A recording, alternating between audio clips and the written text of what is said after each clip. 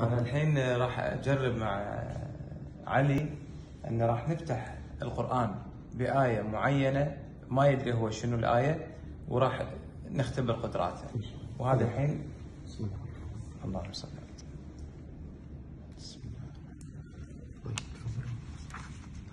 بسم الله الرحمن الرحيم.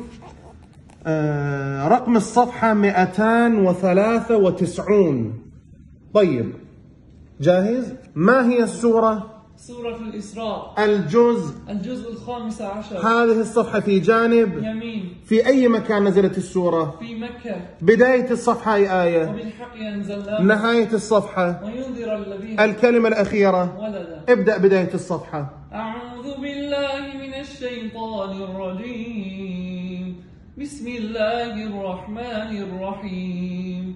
وبالحق أنزلناه وبالحق نزل وما أرسلناك إلا مبشرا ونذيرا وقرآنا فرقناه لتقرأه على الناس على مكث ونزلناه تنزيلا. الصفحة التي بعدها بأي آية ما تبدأ؟ لهم به. الصفحة التي بعدها وإذ اعتزلتموهم بعدها كذلك عثرنا. بعدها اصبر نفسك بعدها ودخل جنته بعدها المال والبنون بعدها ولقد صرفنا بعدها فلما جاوز بعدها قال أنا أقول لك بعدها إنا مكنا بعدها قال هذا رحمة بعدها بسم الله الرحمن الرحيم كافها يا عيسى بعدها يا يحيى بعدها فكلي واشربي بعدها وأنذرهم بعدها وناديناه بعدها رب السماوات رب السماوات. ارجع من هذه الصفحة 100 صفحة وقل بأي آية تنتهي. ويقولون اصبر دقيقة ما شاء الله.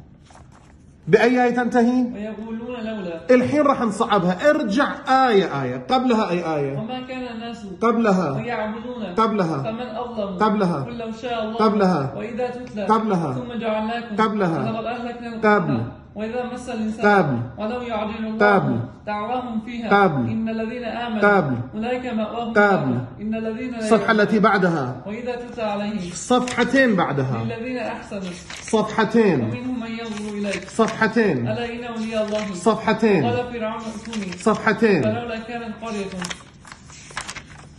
5 صفحات ويا قوم لا أسألكم 5 صفحات قالت يا ويلتى 30 صفحة وآتاكم من كل نهاية الصفحة. ولا تحسب